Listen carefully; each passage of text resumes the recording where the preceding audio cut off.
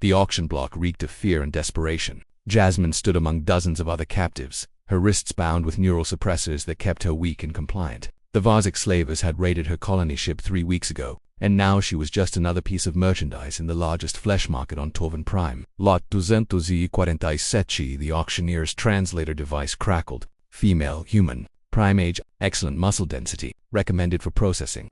Processing. The word made Jasmine's stomach turn. She knew what it meant. The Varza considered humans a delicacy, exotic meat from a species that had barely begun to explore the stars. Her people had been naive, thinking the galaxy would welcome them with open arms. Instead, they'd stumbled into a nightmare. The crowd of alien buyers chittered and hissed, evaluating her like livestock. Most were Varzik, their chitinous bodies gleaming under the harsh lights, but there were others, 2 species she didn't recognize, all united by their appetite for forbidden flesh.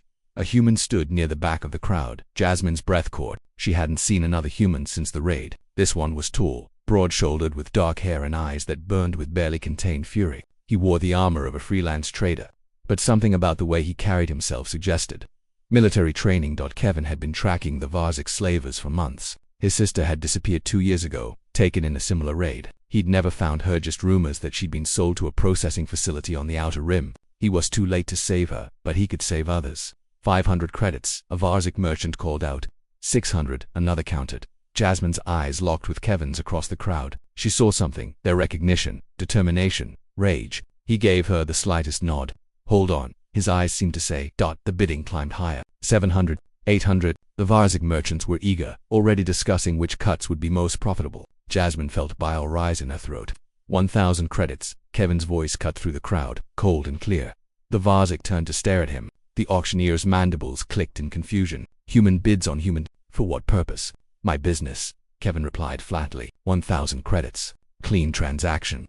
The other bidders hesitated. 1,000 was more than most of them wanted to pay for a single specimen. The auctioneer looked around, waiting for a counterbid that never came. Sold to the human trader, the auctioneer finally announced. Kevin approached the platform and transferred the credits. A Varzik handler shoved Jasmine forward, and she stumbled down the steps. As she passed Kevin, she whispered so quietly that only he could hear. Hold me. Use me. Just get me out of here. She needed him to play along, to make the sale look legitimate. Any sign that this was a rescue would get them both killed. Kevin's jaw tightened, but he grabbed her arm roughly, pulling her close. To the watching crowd, it looked like he was inspecting his purchase. To Jasmine, it felt like the first safe touch she'd had in weeks. I've got you, he breathed against her ear. Stay close and follow my lead. They moved through the market, Kevin maintaining the facade of a buyer with his new acquisition. Jasmine kept her head down, letting him guide her. Her heart pounded as they passed Varzik security guards, but none of them gave the pair a second glance. Just another transaction in a city built on misery.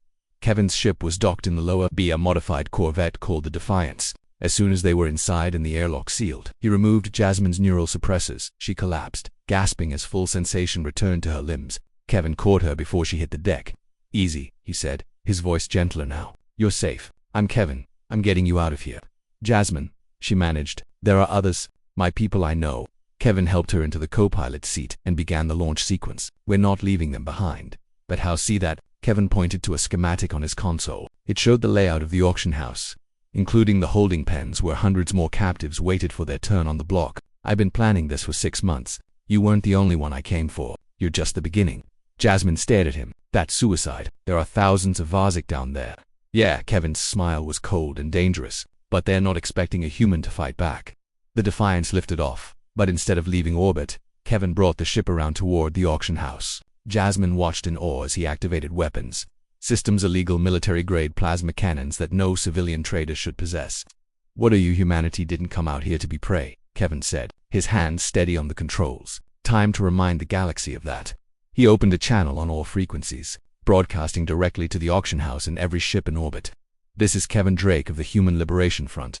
You've taken our people, sold them like animals, treated us like we're nothing. That ends today. Release every human in your holding pens, or I start shooting. The Varzik response was immediate laughter and threats. They didn't take him seriously. Kevin fired.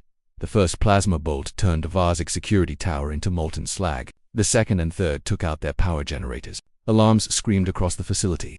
He's serious. Someone shouted over the comms. Release them, Kevin repeated, or the next shot hits your main auction hall. For a long moment, there was silence. Then, slowly, figures began emerging from the auction house, humans staggering and confused, but free. Jasmine watched them through the viewport, tears streaming down her face. "You actually did it." "We're not done yet," Kevin said. "We need to get them all aboard and get out of here before their fleet arrives. You up for helping me coordinate?" Jasmine wiped her eyes and nodded, settling into the co-pilot's seat with new determination. "Let's bring them home." As the Defiance began recovering the freed captives, Kevin allowed himself a small smile. The Varzak had learned something today. Humanity might be new to the stars, but they were nobody's meat.